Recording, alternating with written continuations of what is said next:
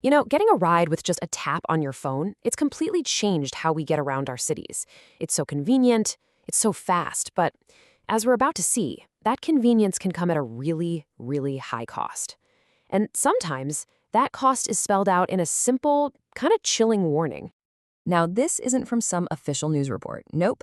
This is a real warning from one user to another, just posted on a travel forum. And it gets right to the heart of a huge problem, that massive gap between the promise of a safe, easy ride and the scary reality some passengers end up facing. So how did we even get here? Let's take a look at the promise these apps made to all of us, and the peril that's become an unavoidable and, frankly, terrifying part of the conversation. I mean, think back to when these apps first showed up. It felt like actual magic, right? No more arguing with auto rickshaws, no more standing on a street corner hoping a taxi drives by. They gave us this simple, techie solution that millions of us across India just jumped on, almost overnight. And this right here, this is the real question we're digging into. When a ride turns into a total nightmare, you're often left wondering who's actually accountable here. Is it the driver, or is it the multi-billion-dollar company whose app you used? Well, the answer, it's a lot more complicated than you think. To really understand what's at stake, we've got to move beyond just talking about what could happen. These are just a few of the countless stories shared by passengers all over the country. Okay, just imagine this for a second. You're in a cab, it's late, the driver suddenly veers off the main road and starts taking you down some long, deserted street. This passenger from Bengaluru ended up paying almost double the original fare, but like they said, the fear, that was way, way worse than losing the money. It's a scam that just preys on your vulnerability. And the violations, they can get deeply personal and just unsettling. For this passenger, the ride itself was fine, but what happened after, that crossed a major line. The driver wouldn't take her money and instead kept trying to force this personal connection on her. It's so uncomfortable and so inappropriate.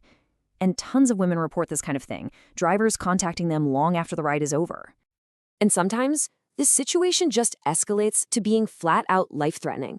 This incident, which was actually caught on CCTV, is a terrifying example of the absolute worst-case scenario. A passenger felt so threatened that her only choice was to leap from a moving vehicle. Look, these aren't just isolated incidents of bad customer service. They are total failures of safety. And it really makes you ask, why does this keep happening? So why does this keep happening?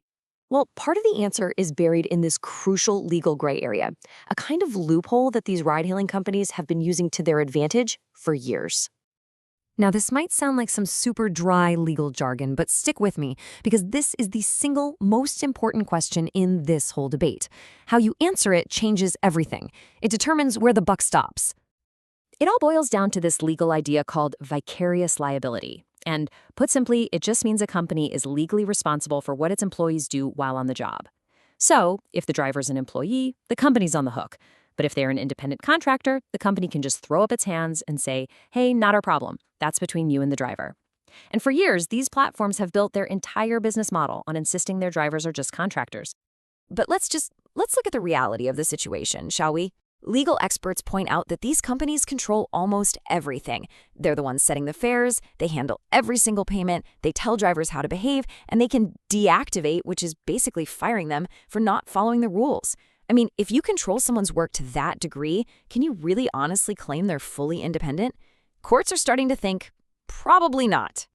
So with all this public pressure building up and these legal challenges popping up, the government and the courts have finally started to step in, trying to close these massive accountability gaps. And a really key piece of this legal pushback is the POSH Act. Now, it was written with a very broad definition of employee for a very specific reason, to stop companies from using little technicalities like calling someone a contractor to get out of their responsibility to provide a safe environment. And in this huge landmark case, the Karnataka High Court did exactly that. When a woman passenger filed a sexual harassment complaint, the court told Ola, nope, you can't just pass the buck. They said Ola had a duty to investigate internally just like they would for any other employee. Now, that decision was later put on hold, which shows this legal battle is far from over, but it was a massive first step. The central government also got involved with new guidelines, which are all about creating a basic level of safety. They require things that honestly just feel like common sense, right? mandatory training, and police verification to actually vet drivers properly. They also brought in a 12-hour login limit to stop drivers from getting exhausted, which is a huge safety risk. And they required 24/7 control rooms to actively monitor trips and respond to emergencies. Okay, so while the regulators and the giant corporations are figuring all this out, at the end of the day, our personal safety is still in our own hands. So what can you do right now to make your next ride that much safer? These 4 steps are absolutely crucial. First, always verify. Check that the car's license plate and the driver's face match what you see in the app. If anything is off, cancel the ride. Do not get in. Second, share your trip. Use that share trip details feature so someone you trust knows exactly where you are in real time. Third, be your own navigator. Keep a map open on your own phone. It is the fastest way to know if you're going off route. And finally, be prepared. Before your ride even starts, figure out where the app's SOS or emergency button is, just in case you ever need it. And that brings us back to the one question at the center of it all. In this new gig economy, where does a company's responsibility for your safety begin, and where does it end? Are they just neutral tech platforms like they claim, or are they transport companies with a basic, fundamental duty to keep their passengers safe?